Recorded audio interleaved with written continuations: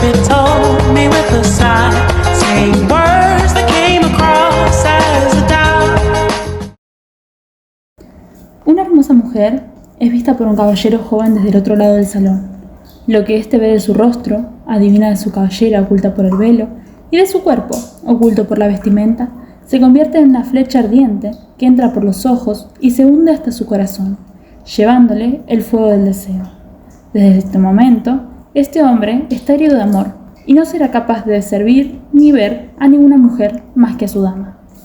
Hola y bienvenidos todos al especial de San Valentín, que ya sé que se retrasó un montón, pero bueno, tuve muchísimos problemas técnicos haciendo este video, así que ojalá que se pueda publicar porque yo estoy harta, lo grabé como 5 veces, pero bueno, no vamos a entrar en esos detallitos. En lo que sí me quiero detener un poco es en agradecerles el gran apoyo que tuvo el video anterior.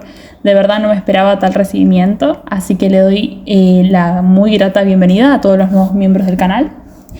Bueno, el tema a tratar en este episodio 3 es uno de mis temas favoritos y creo que este episodio cumplirá con una doble función: darles algo con un poco de carácter festivo, aunque entre paréntesis ya no importa mucho eso, y también no caer en el aburrido convencionalismo de hablar del origen de San Valentín y de cabras sacrificadas.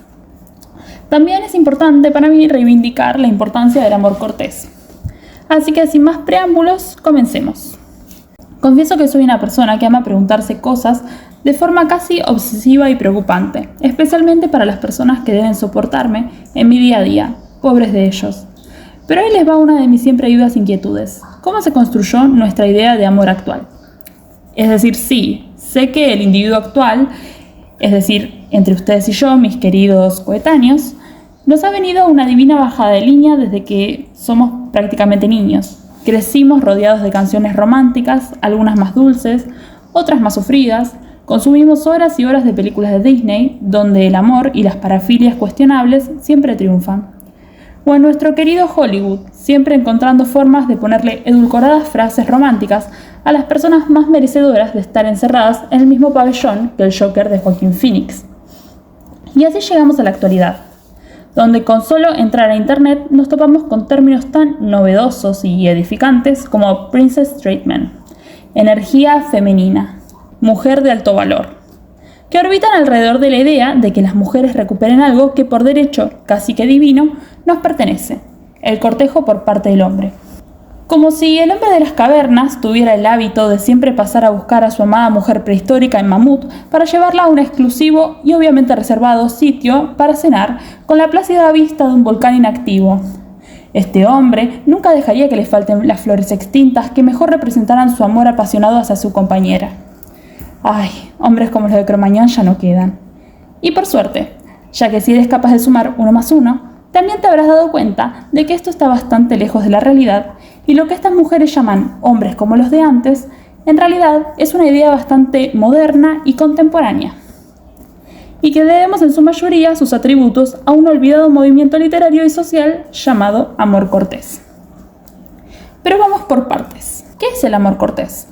Según San Google, el amor cortés es un concepto literario y código de conducta amorosa propio de la nobleza europea medieval pertenecientes a los siglos XI a XIV, que se caracteriza por la idealización de la dama, la cual es inalcanzable, a la que el caballero sirve, convirtiendo así su amor en un arte noble, secreto y, muy importante, prohibido. Entonces usted se preguntará: ¿por qué la fantasía de dominación de un hombre adentro de una lata que vivió en el siglo XII me afectaría en mi vida cotidiana? Y ya vamos llegando a eso, lo juro. Pero primero, déjame hablarte un poquito de historia, que yo sé que a todos les fascina. Así que vamos a empezar a aclarar cuestiones, como que el matrimonio en la Edad Media era muy diferente a nuestra idea actual de matrimonio. O al menos lo era entre el grupo de personas que nos compete, es decir, los nobles. La Edad Media heredó la idea de amor de la cultura greco-romana, en la que podemos ver que esta noble emoción, hoy en día tan enaltecida, nos sale muy gratamente parada. El concepto de amor como enfermedad está presente ya desde los albores de la literatura arcaica griega. Ya notamos esto en el banquete de Platón, cuando éste dice a través de Sócrates que el amor es un daimón, es decir, un ser intermedio que se encuentra entre lo divino y lo humano, también se refiere a él, más específicamente, como una carencia. Y en el Fedro se refiere a él como una manía, locura, o para ser más exactos, un delirio divino. También heredaron las formas de medicina basadas en Hipócrates y la doctrina de los 4 humores del cuerpo, los cuales explicaban la enfermedad y a su vez la locura.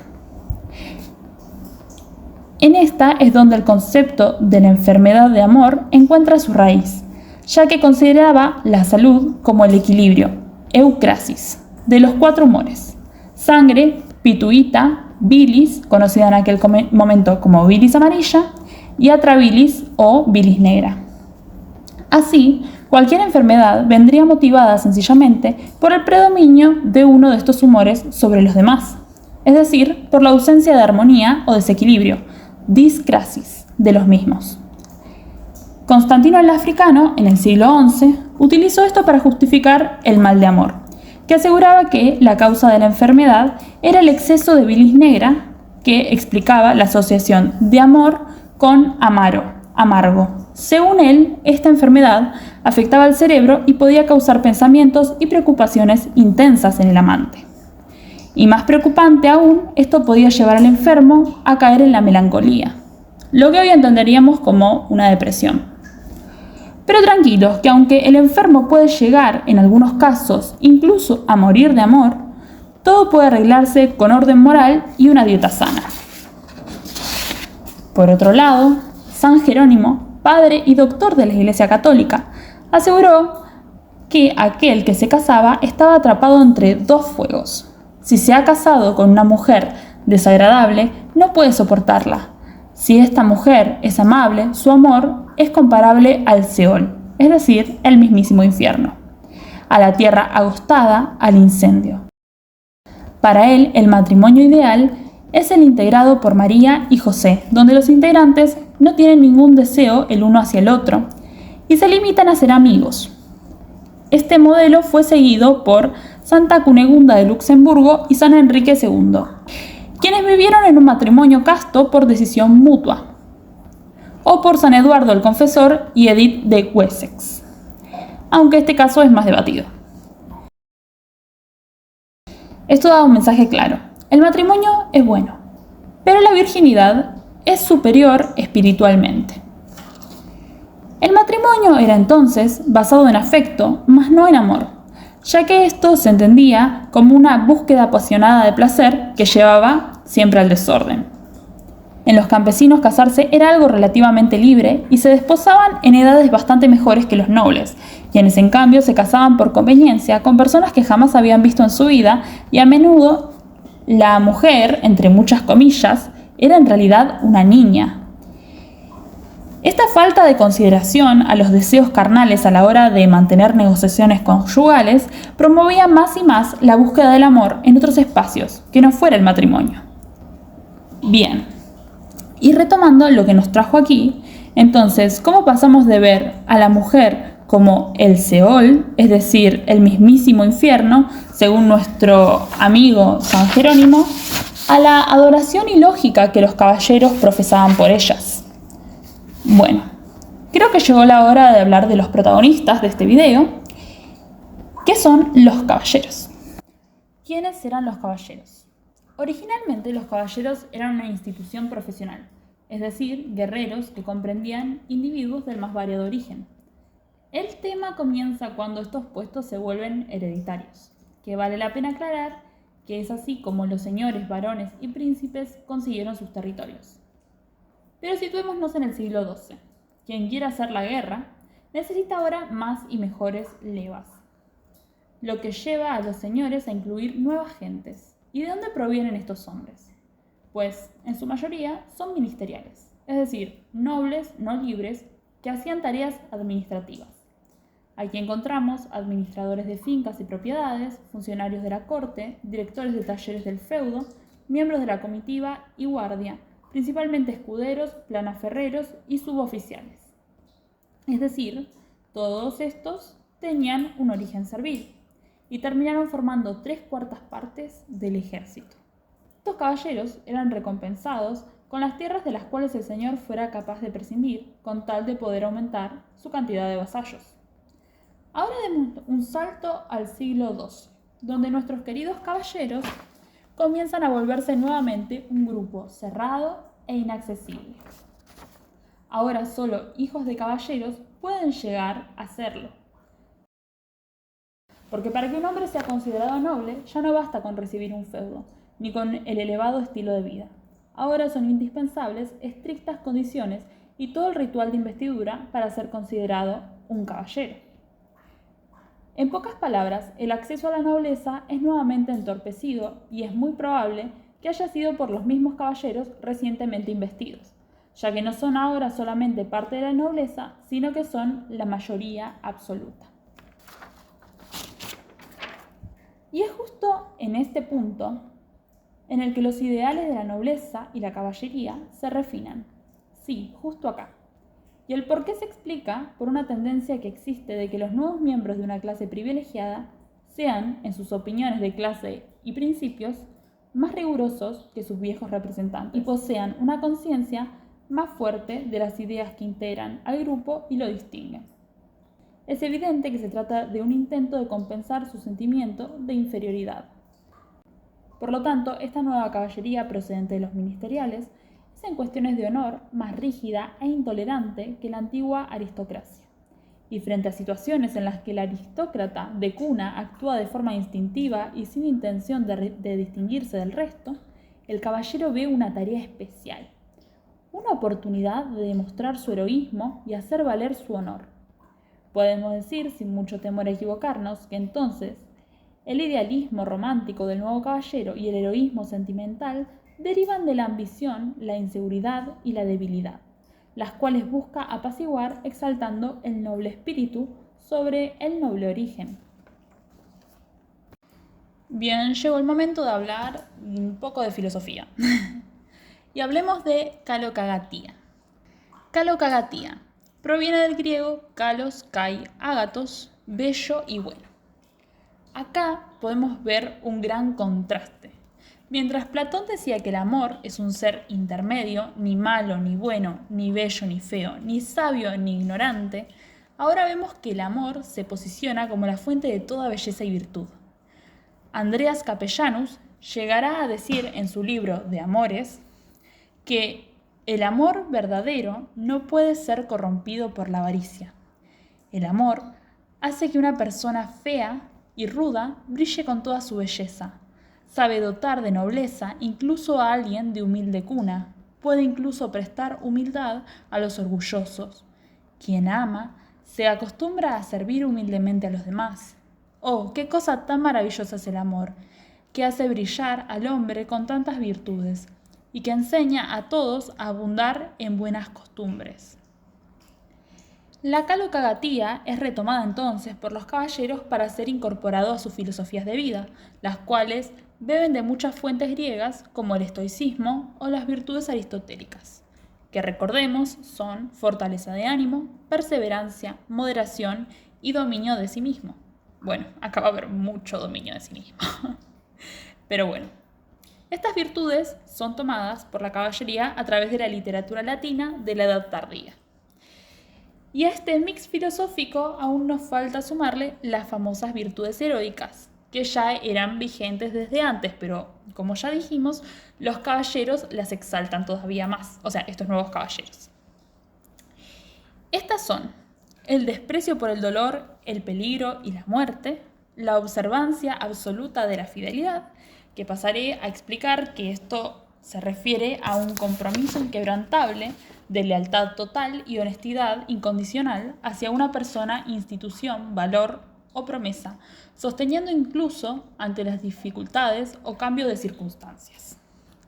El afán de gloria y honor, generosidad con el vencido, la indiferencia ante la oportunidad de obtener un provecho, la justicia y la decencia a toda costa, protección al débil y respeto a la mujer, cortesía y galantería, y liberalidad, que también paso a explicar, hace referencia a la generosidad y disposición de dar sin esperar nada a cambio, especialmente de los necesitados.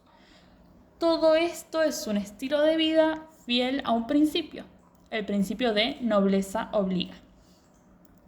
Los caballeros se suavizan y se revisten de rasgos sentimentales, manteniendo sus principios.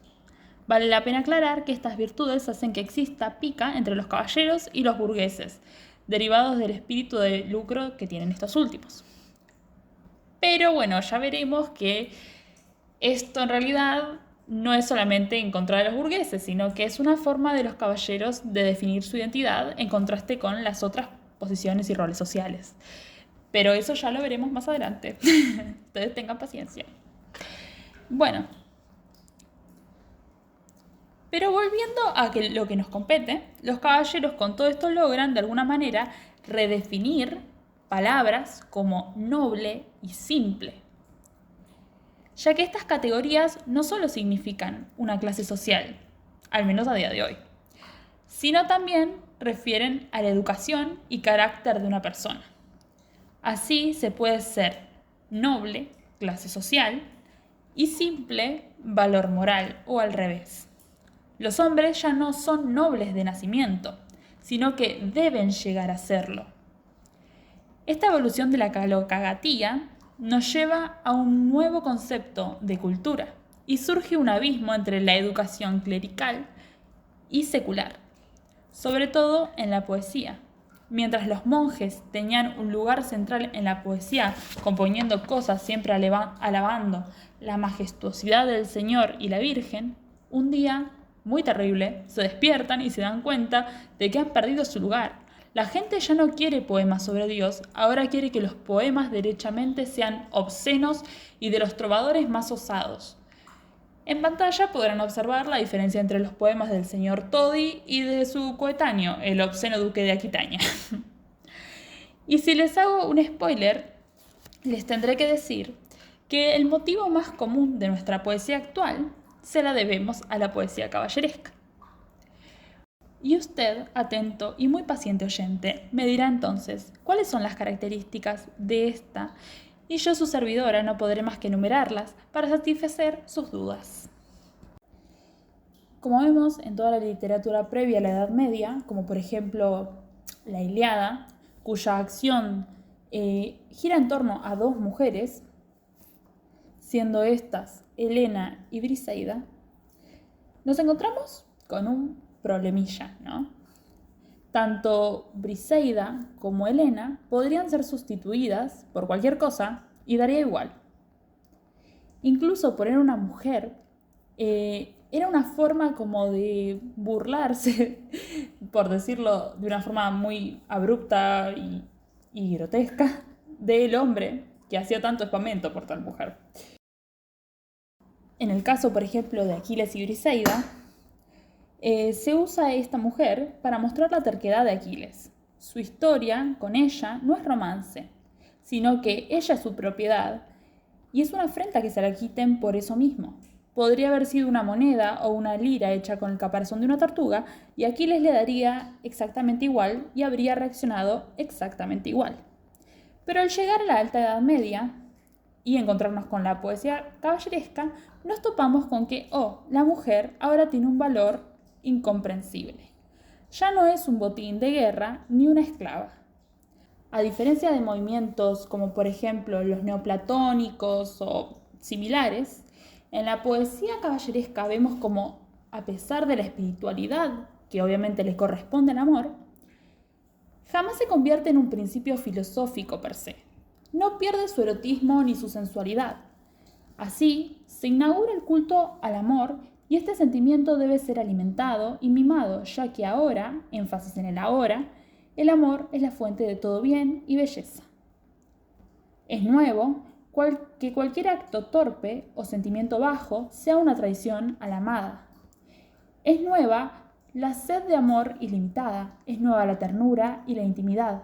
Es nueva la felicidad por el mismo acto de amar, independientemente de la realización del deseo. Y considerar que el amor sigue siendo bueno, pese a que termine en el peor de los fracasos. Es nuevo, finalmente, el modo en el que el hombre se suaviza y se afemina por el amor. Ya que, y es muy importante recalcar esto, Que el varón sea quien corteja implica una inversión de las relaciones primitivas entre los sexos. ¿Qué quiero decir con esto? No me refiero únicamente a que antes quienes iniciaban los cortejos fueran las mujeres, sino que en los periodos arcaicos y heroicos los raptos de muchachas y botines de esclavas eran acontecimientos no solo comunes, sino que diarios.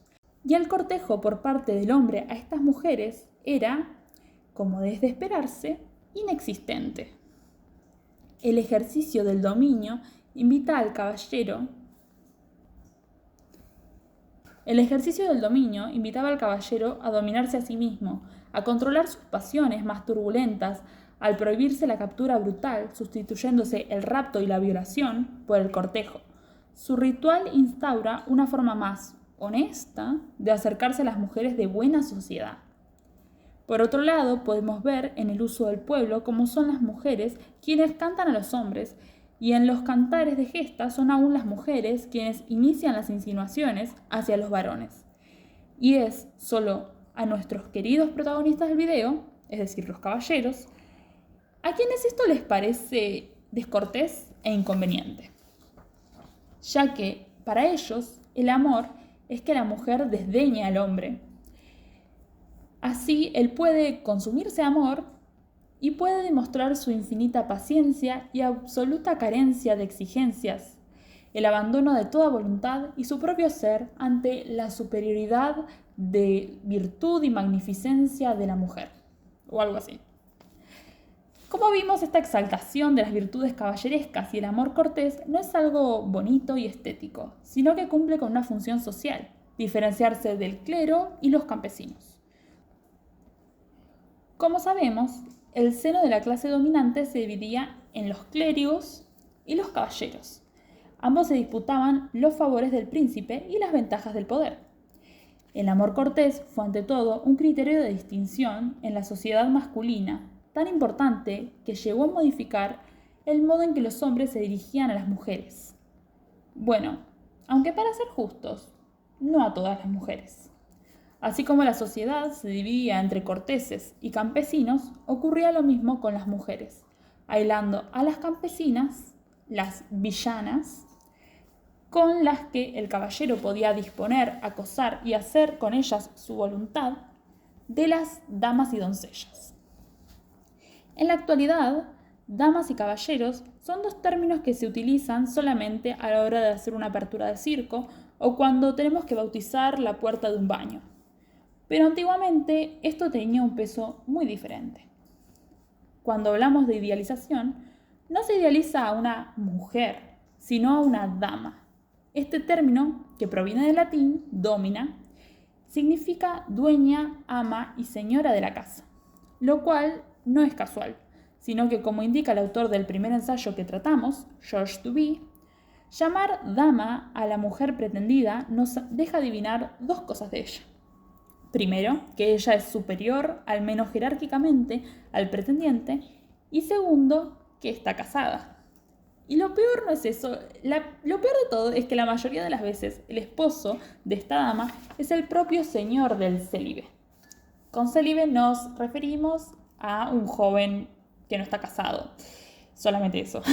Pero ahora que este hombre joven vio a esta mujer, no puede soñar con otra cosa más que con dejar de ser libre y pertenecerle como un vasallo a su señor, humillarse, dejar de lado su orgullo, arrodillarse, rogar, no por ser correspondido, no, solo a cambio de una sonrisa benevolente o una palabra amistosa. Ya sea para ser parte de los clérigos o para ir a las escuadras a aprender a domar caballos y manipular armas, al cumplir los 7 años, los varones son arrancados de sus madres, nodrizas y hermanas y enviados al mundo de los hombres. Al crecer, la barrera que separa el universo masculino y el femenino era tan alta que no permite que se vean entre ellos con nada más que incomprensión y desconfianza. Mientras que por un lado esta separación favorecía el florecimiento de conductas homosexuales, a su vez dejaba a los caballeros siempre preguntándose qué estarían tramando las mujeres. Las llenaba de atributos místicos, poderosos, misteriosos y temibles, que los fascinaba y a la vez los inhibía. Muchos se dejaban arrastrar por el juego de la nostalgia por una mujer inaccesible y consoladora. Creo personalmente que este elemento se sigue explorando mucho en la cultura popular. Vemos siempre a los hombres, por ejemplo, de la Primera o Segunda Guerra Mundial, con relicarios con fotos o mechones de cabello de su mujer amada, por la que son capaces de soportar todo el dolor porque ellas le dan fuerza. Pero volviendo a los caballeros, nos encontramos frente a hombres que viven aislados de las mujeres, que no las entienden y entienden todavía menos de sexualidad. Se sienten inseguros frente a sus propios deseos que siempre le han repetido que son bajos y reprochables. Tenemos como resultado un hermoso mecanismo de evasión en el que en vez de enfrentar el problema de frente, optan por convertirlo en poesía y amor idealizado. De esta forma, el deseo logra librarse de las cadenas de la represión y es posible hablar de él de forma más aceptada y menos incómoda. El joy del que hablan los trovadores era el medio más sutil y refinado de superar el malestar generado por el descubrimiento de cierto punto muerto de la sexualidad, es decir, la forma de enfrentar el insondable misterio del placer femenino. En otras palabras, era más fácil para estos hombres encontrar un unicornio que el clítoris. Pero ya que hablamos de mujeres, ¿qué pasaba de ese lado de la moneda? La cultura cortesana medieval se distinguió de las cortes previas por su carácter específicamente femenino. El autor dice que esto no se debe solamente a que las mujeres intervengan en la vida intelectual de la corte y orienten la creación de poemas, sino también en que los hombres sienten y piensan de manera femenina. Y esto se debe a que las largas y repetidas ausencias de los señores en las cortes y castillos durante las guerras dejó el poder feudal a manos de las mujeres. Y nada más natural que los trovadores a su servicio transformaran la canción de homenaje del señor en poemas dedicados a sus señoras que cada vez se fueron volviendo más galantes y así consiguieron el favor de estas mujeres a través de mimar un poco cierta vanidad femenina. Y esto en palabras del segundo autor que estamos tratando. Hablando de mujeres ejerciendo el poder feudal, bueno, cuando se intenta responder a la siempre existente pregunta de por qué un señor, un guerrero, un héroe, reprimía su orgullo, su impetuosa personalidad, su brutalidad, para implorar a una mujer, por favor, le deje confesar su devoción y amor eternos, todo pese al rigor moral medieval que condenaba no solo prender a una mujer casada, sino con el agravante de que sea la mujer del propio señor. Bueno, siempre recaemos en la conclusión de que el amor cortés no es otra cosa que la transpolación del vasallaje feudal al terreno del amor.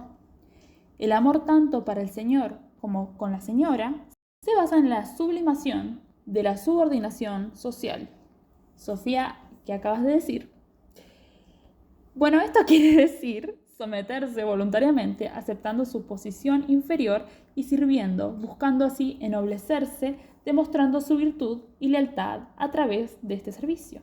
Otra vez, la calocagatía a la cual se llega a través del amor.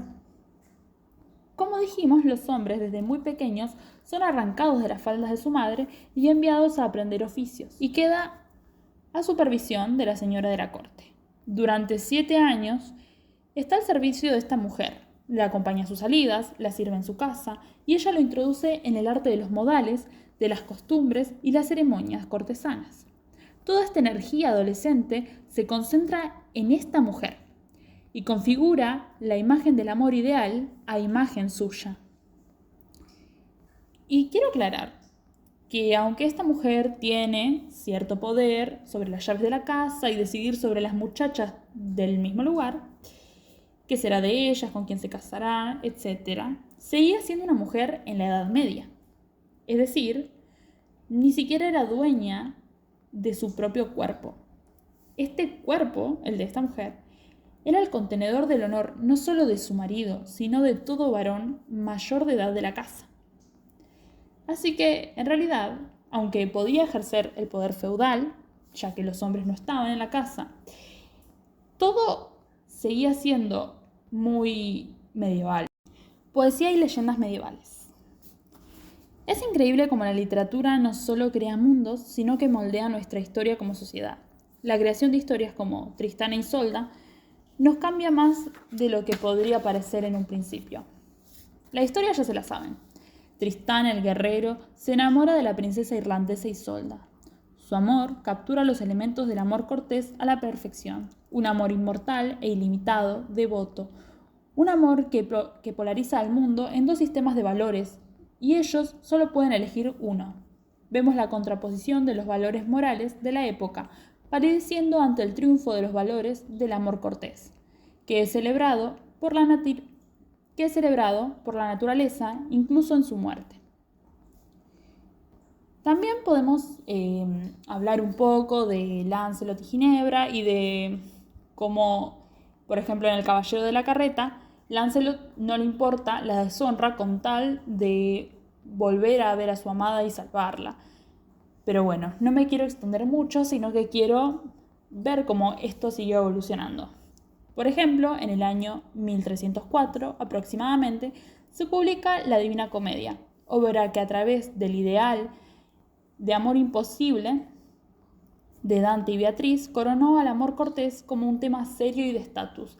Ahora la mujer no es solamente alguien inalcanzable, sino que es una guía moral para el protagonista. Pero ya vemos en el año 1605 que se publica El Quijote y el autor se da el lujo de parodiar y burlarse del modelo porque está demasiado instalado a este punto. Voy a dar una mención honorífica también a los románticos, que ellos retomaron todo este tema y lo explotaron y pusieron mucho énfasis en el sufrimiento y el sacrificio por amor, y es lo que más que nada como que hizo que se licuara todo esto y nos llegara hoy día a través de todo este filtro romántico, ¿no? A día de hoy seguimos viendo el mismo modelo que tanto nos marcó como sociedad. En Titanic, por ejemplo, vemos a Jack y a Rose.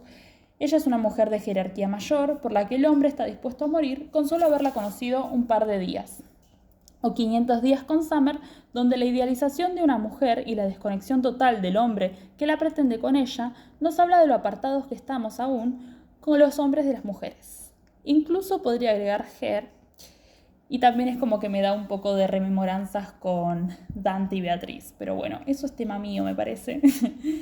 Han pasado siglos y el modelo se ha deformado, estirado, adaptado, cuestionado, reivindicado y un larguísimo etcétera.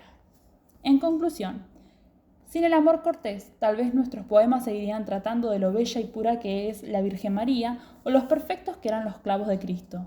Sin amor cortés, estas hilarantes películas románticas tal vez no serían más que thrillers sobre enfermos mentales. Tal vez las mujeres seguiríamos cortejando hombres y los hombres seguirían escribiendo canciones sobre sí mismos. No lo sé de cierto.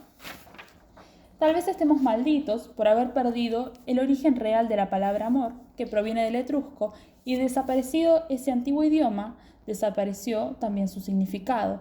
Y nosotros, herederos de esa gran pérdida, pasaremos nuestra vida dándonos golpes en la cabeza y preguntándonos cuál es el real significado de amar. Tampoco lo sé de cierto. Solo sé que identificar que incluso las ideas que más naturales y obvias nos parecen, tienen un origen, una revolución encerrada en su pecho, y que somos capaces de descubrirlo mirando un poco más de cerca, se me hace lo más fascinante del mundo.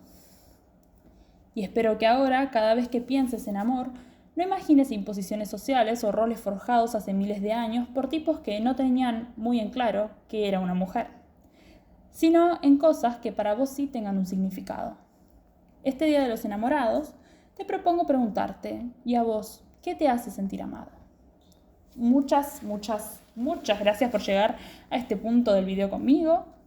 De verdad me hace muy feliz compartir esto con ustedes.